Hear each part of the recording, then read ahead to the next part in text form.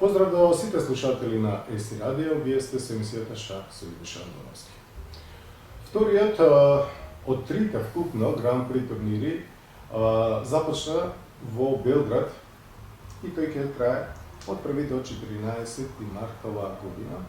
Значи тој турнир кој што се игра по формата 4 групи, 4 шахисти кои што играат меѓу себе во 2 круга, од кој што само победникот од групата се класира за плей-офот, од каде што повторно треба да имаме еден победник, значи во 2 етапи, за некој ќе биде само една, за победникот ќе биде трката продолжува, а сите тие Гран При турнири практично треба да доведат двајца, најдобрите двајца кои што ќе бидат најдобри во серијата да учествуваат, да ги пополнат последните 2 места на турнирот на кандидатите, каде што ќе се бара предизвикувачот на светскиот шампион Магнус Карсен во следниот циклус.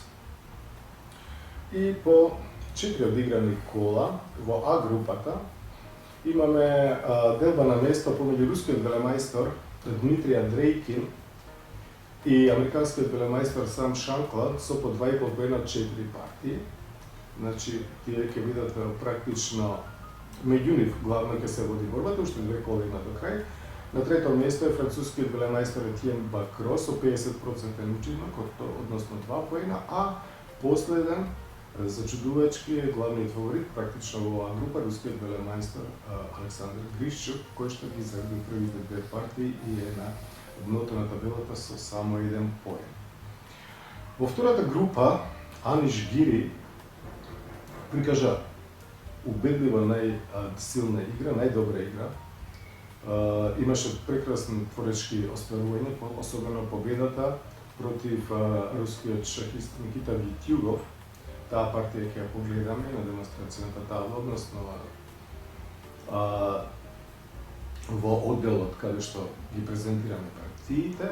Значи Аниш Гири води со 3 од 4, 2 победи, 2 реми, по 4 кола пред Витјугов кој што има 2 поена, а третото и четвртото место го делат индискиот велемајстор Пентала Харикришна, односно иранскиот велемајстор Табата Бејк со по 1,5 поена. И во С групата имаме делба на првото место, каде што се наоѓаат Рихард Рапорт од Унгарија, 2,5 од 4. Рихард Рапорт е 10 на светската листа, на FIDE листата, значи е супер велемајстор. Но веднаш до него, односно заедно со него, е и индискиот велемајстор Видит. Исто така одлична игра прикажува досега, значи тука ќе се води трката, кој ќе помине понатаму во плей-офот, тука као рече си мртва трка, додека на третото место рускиот велемајстор Федосеев, иако половина поен помалку, тешко дека има шанси според играта што ја прикажа во досегашниот тек на турнирот, а на последното четврто место во групата С е легендарниот шахист Алексеј Широв, ветеранот кој што на овој турнир тешко се носи со помладите и е на дното на табелата со само 1 поен. Д групата повторно во Д групата практично имаме двајца играчи од светскиот врв, а тоа се Вашило Граф и Мамедјаров. Не знам зашто се ставени во иста група, не би требало, затоа што во било која група тие двајца би биле фаворити, а тука мораат и меѓу себе едниот ќе отпадне.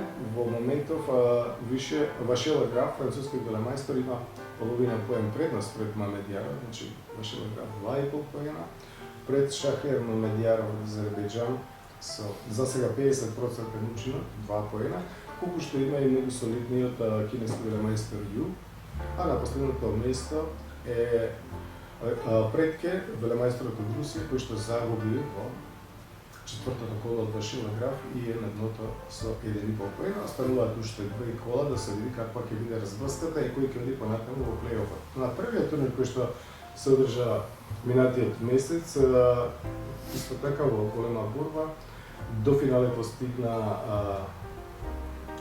Леван Арамијан од Арменија и американскиот велемајстор Хикаро Накамура, и дури во плей-офот Накамура во партиите по забрзано темпо успеа да победи и да биде прв да мине низ целата на првиот од трите велат на овие Гран При турнири кои што се игра. Првиот е во Берлин, сега овој вториот во Белград. Останува да следиме како ќе заврши овој интересен, престижен и многу значаен шаховски турнир, затоа што тоа е првата етапа од борбата за тие две места, последните практично две места на турнирот на кандидатите за предизвикувач на светскиот шаховски првак во следниот циклус.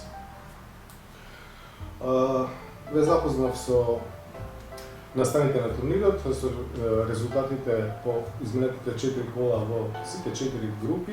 Сега останува да видиме уште две интересни партии од овој турнир и да уживаме малку во шаховското творештво на современите меѓу најсилни шахисти на светот.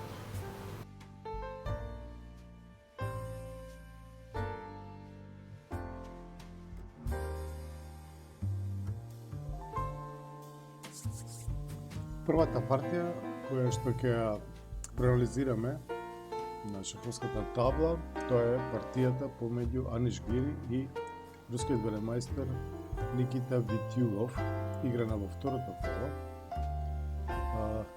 Витјугов, кој што исто така има одличен рейтинг, 2736 рейтинг поени против холандскиот велемајстор Аниш Гири. Аниш Гири одлично подготвен на овој турнир и очигледно со силна желба да се пробие до самиот врв и да биде еден учесниците на мечевите на кандидатите, каде што по својата сила вклучено припаѓа и отвори партијата со потегот E4.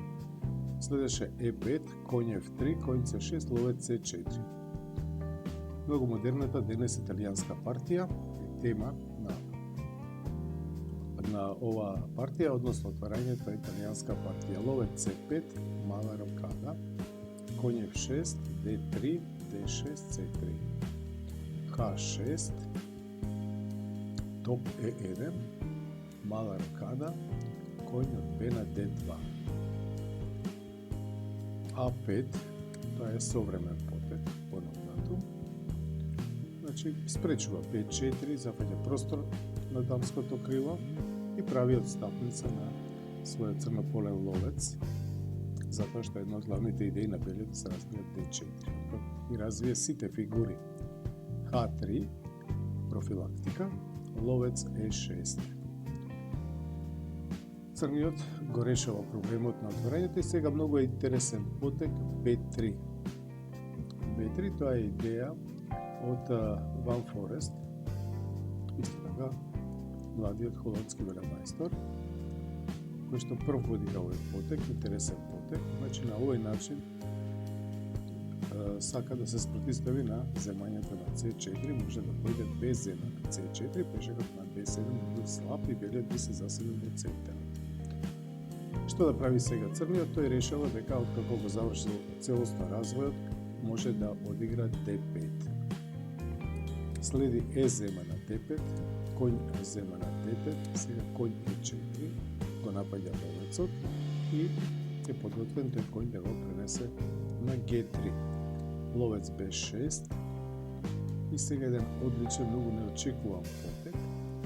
Нели гледате од друга страна, пешакот на C3 му е слаб на белиот, црниот сака да одигра F5 па да земе на C3 и сега многу неочекуван, но силен потек од Аниш Гири, тоа е потекот дама на D2. Дамата пред ловецот. Ќе видиме дека ловецот на C1 ќе има место на друга диагонала. Дама C8. Црниот не е подготвен се уште за потегот F5, кој што се наметнува и кој што е тематски, заради коњ G3. Знаете, пешакот на E5 е многу чувствителен на црниот и по евентуално дама D6, A4, со идеја ловец A3, ловец C5 за да парира и сега ловецот доаѓа на B5. Че веднаш го зема на нишан коњот на C6, кој што повторно го брани пешакот на E5. И по евентуално коњ од D на E7, сепак коњ E5. Тоа е поврзано и со потегот D4, на коњ E5, D4. Или дама E2. Затоа, црниот сега тука треба да најде потек, нема е лесно да најде потек во оваа ситуација. На топ E8 е непријатно ловец B5, тоа врзување би било многу непријатно. Затоа се решава исто и на дама d7 ловец b5 се решава за потегот дама на c8, конј g3 со напад на e5, f6 и сега d4. Црниот е чувствителен по линијата и по диагоналата a2, g8, односно ловецот на e6 нему е стабилен, а исто така има силен притисок на пешакот на e5. Дама d7 е изборот на Витјугов. На ед4 би следел потегот коњ h5 и се белиот има тука многу опасен напад. Например на d зема на c3, дама d3 и по топ f7 ловец h6 и белиот би имал решавачки напад.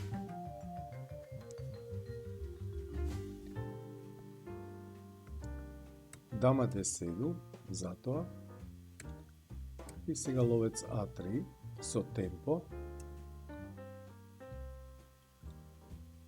топ f7 и сега топ e4. Белиот сака да го префрли топот на кралското крило, од каде што ќе го зголеми нападот практично на црниот крал. Топ e4, a4. Друг потек освен топ e4 беше потекот со кој што се централизира, тоа е топот на d1, исто така беше силно, но топ e4 навистина и целиот напад ќе ја краси оваа партија, ова игра на силна игра на Аниш Гери. По a4, b4, конј f4. Да се ослободи од тоа непријатно врзување по диагоналата a2, g8, ловец зема на e6, конј зема на e6 и топот а на e1. Притисокот по линијата расте, конј g5, замена на g5, конјот зема на g5, к зема на g5 и сега b5. Го напаѓа конјот, конја 7 и h4. Значи да ја отвори позицијата околу црниот крал колку што е можно побрзо, затоа белиот не жели никаков материјал. Конј зема на b5. Не можеше згодно да земе на h4 заради топ h4 и по конј b5 дама d3, гледате. Напаѓа на h7 по g5 топ h6. И кога конјот ќе го земе ловецот на a3, конјот доаѓа на h5 и црниот не може да го издржи овој напад од сите бели фигури. Може би нешто подобро беше да одигра тука g4, значи да се обиде на овој начин, да ја затвори една линија, но тоа е тежок избор, се разбира. Конј b5, к зема на g5, сега повторно не може да земе згодно на a3, заради потегот g6. И по топ e7, дама e2, дамата доаѓа на h5 и матира. Значи на hg5, fg5, дама зема на g5, конј зема на a3. Црниот има фигура повеќе, чиста фигура повеќе, но не може да го спречи нападот. Топ h4, со идеја дама h5, топ e8, дама h5 и сега топ f6 да се обиде да направи место за кралот. Доколку поидеше веднаш крал f8, тогаш топ e5 и по топ e5 дама e5 со идеја топ h8 мат и на крал g8 дама e4. И црниот крал е матиран. Значи по дама h5 Витјугов се обидува со топ f6, но што следи конј e4 со темпо. Топ f5, мора да го даде топот за тој конј на полето g5. Белиот игра конј g5, топ зема на g5, дама зема на g5 и сега c5. Се обидува црниот со овој потек, но не може да издржи уште многу. Белиот игра дама g6, ловец d8 и топ h7. Последниот потек, 32-иот потек во ова многу Интересна, возбудлива партија, одлична нападачка партија, одлично творечко остварување на Аниш Гири. Тука црниот се предава, затоа што, например, на потегот ловец F6 би следала дама H5 и по крал F8 Д зема на E5, топ E5, топ H8 шах и на крал D7 топ зема на E5. Гледате, белиот ќе остане со материјална предност и неговиот напад не престапа. Затоа Литвинов во оваа ситуација се предава и тоа беше важна победа за Аниш Гири да се издвои на чело на табелата и практично речиси сигурно ќе биде прв во својата група и ќе продолжи во плей-оф.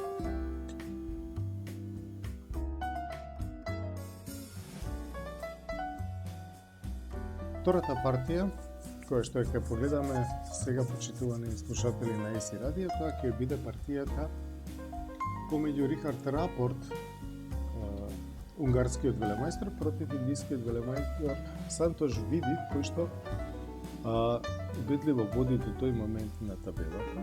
И сега Рапорт многу важно со директниот конкурент за првото место да ја добие оваа партија со бели фигури. Ќе видиме навистина една така наречен мастер-клас од страна на унгарскиот велемајстор. Тука имаме позиционна партија, за разлика од претходната, каде имавме комбинацијска партија, овде ќе имаме една многу убава позиционна партија. Рихард Рапорт со бели фигури D4, конј F6, C4, E6, конј C3, ловец B4, така наречената Минцо-индиска отбрана или отбрана на Минцович, многу популарно и добро отварање, солидно отварање за црниот. Сега белиот, тука најчесто игра дама C2, тоа е потегот на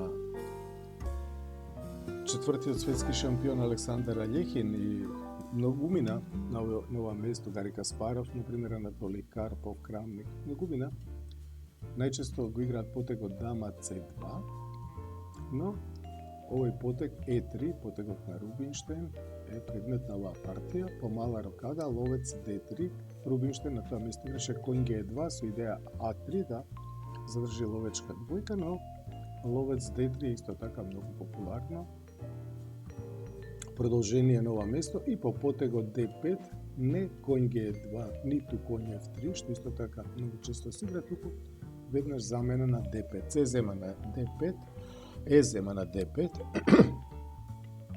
и сега A3. Гледате, му постава прашање на црнополниот ловец, дали ќе земе на C3, ловец C3, BC3, може, но потоа белиот исто така ќе под закрила на тој центар C3, D4, E3 ќе се обиде да спроведе понатаму и E4. Ловец D6 и дама C2. Имаме, значи, една комплексна, така наречена карлсбадска структура, но со ловецот на C1. Значи, зад својот пешачки ланец ќе видиме како ќе одиграте понатаму. A6 го покрива полето B5, конјот G на E2, токму на E2, затоа што на F3 ќе дојде белиот пешак. Белиот во перспектива треба да спроведе F3 и E4. Топ E8, мала рокада. И сега B6. Да го реши проблемот на својот белополен ловец. Ловец H2 на ова место не би било коректно. Крал H2, конј G4, заради потегот крал G3. И сега по дама G5, F4. Тоа е тој потег. И по евентуално дама H6, гледате ловец D2. Сега белиот сака топ H1, а на дама H2 шах, крал F3, белиот крал се крие и црниот нема тука компензација, нема напад. Че нема доволно ресурси за напад. Видите, едноставно го продолжува развојот со B6, многу логично. B4.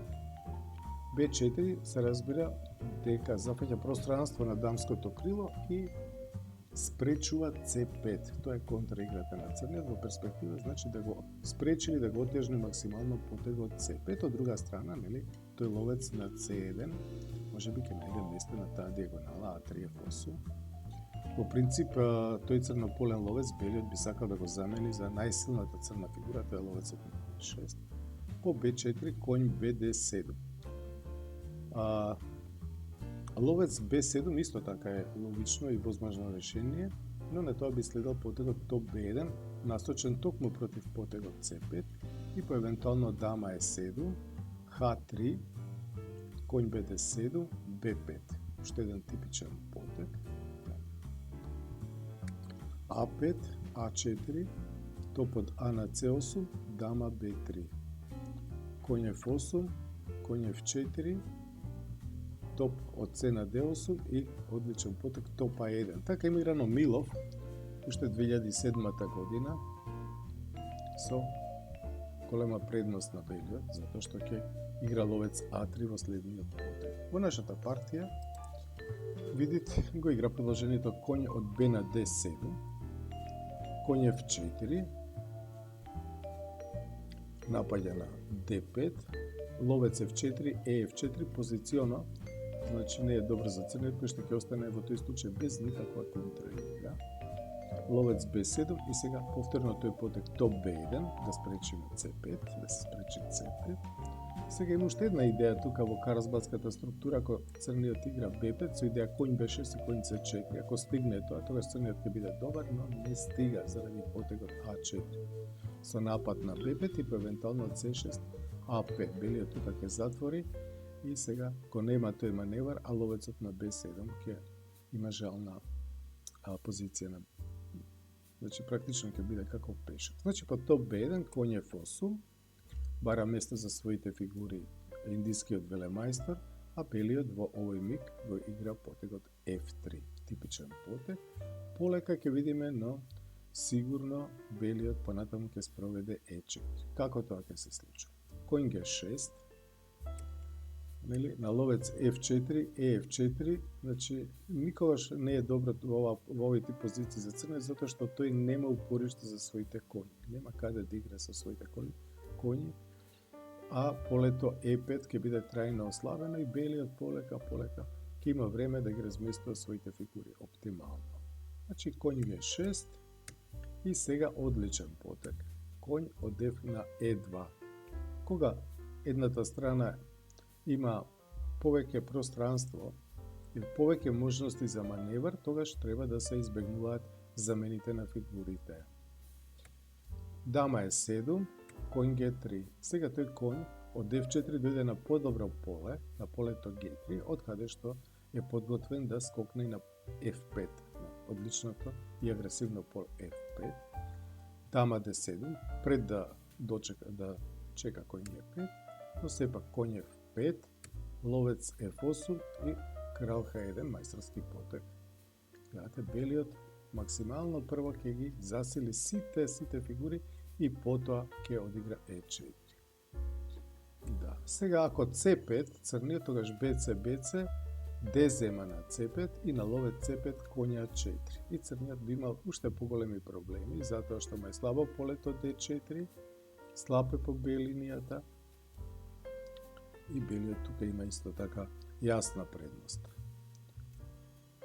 По крал H1, црниот конја 7 се обидува со замени да си олесни својата позиција, но повторно белиот не се согласува, се враќа назад, конј G3. Сега ако конјот се вратеше назад, тогаш белиот прво ловец D2. И понатаму топ E1 и E4. Видите, игра топ од А на D8. Сега конј од С на E2, конј G6 и конечно дојде време за белиот да го спроведе тој тематски потег E4. Гледате, тој пешак сака да оди и напред, да го избрка тој конј, па F4, F5 и тоа би било матен напад. D зема на E4, F зема на E4. Како црниот да игра против овој силен центар, против F линијата? Ако, например, игра C5, тогаш Б зема на C5, Б зема на C5 и сега многу непријатна е оваа жртва, топ F6, позициона жртва, G-F6, сега D5, да го ограничи максимално белополниот ловец и со ваква позициона жртва на квалитетно, доволно типична, не може црниот, веројатно дека не би имал големи шанси, ловецот ќе оди на B2, топот на F1, коњите на H5, на F5 и тоа е многу тешка позиција за играње, практично белата позиција се игра сама од себе, а црниот не е јасно што може да превземе. Затоа видите не сака да ја дозволи таа жртва топ F6, таа типична жртва, а белиот конечно го завршува развојот, доаѓа со ловецот на долгата диагонала, на B2. Коњ G4, со идеја коњ E3, дама B3, B5, ловец C2, топ C6 и сега коњ F5. Повторно коњот доаѓа на тоа силно поле F5, топ E8, коњ од втори ред на G3, A5. Практично црниот со овој потек покажува дека нема што да игра. Сега белиот може да го земе тој пешак, но игра ловец D3, напаѓа на B5, топот C на E6, без зема на A5, C6, E5. Ете го пешакот поиде уште еден чекор напред, се отвори и белополниот ловец, L7 и сега коњ H5. Гледате каква сјајна позиција, како 9-10 играч во светот, Рихард Рапорт го надигра индискиот велемајстор. Практично го задуши. Ловец F8, белиот нападна на G7 два пати и сега H3. Сега овој коњ од G4, гледате, нема каде да оди, освен на H6, но тука имаме замена на H6, коњ зема на H6, G зема на H6, коњ F6 шах. И напад на дамата мора да даде квалитет, топ F6, ловец G7, топ F2. Топ B8, сега ловец E4. Црниот нема ниту еден потек, добар. C5, ловец на B7 зема, C4, дама F3, топ на B7 и последниот потек ловец C3. И во ситуација кога има квалитет и пешак помалку и сите фигури му стојат практично лошо, во оваа тотално загубена позиција, Видит се придаде. Видит кој што исто така беше прв на табелата, значи загуби оваа партија и Рапорт го стигна. Тука во оваа група ќе имаме на некој начин борба до крај кој ќе помине во следната фаза. Дали тоа ќе биде Рапорт или ќе биде Видит. Тие имаат половина поен повеќе од Федосеев и на две партии до крајот на првиот дел веројатно дека тие двајца се главни во битката за првото место во групата. Тоа би било се и за денешната емисија, почитувани слушатели на ЕС радио. Верувам дека уживавте во шаховските достигнувања на големите шахисти од денешнината. Бидете со нас, сакајте шах, играјте шах и следете нашата емисија. Веруваме дека е интересна, дека е едукативна, дека е информативна и затоа ве поканувам и понатаму да не следите. Вие бевте со Љубиша Антоновски емисијата Шах со Љубиша.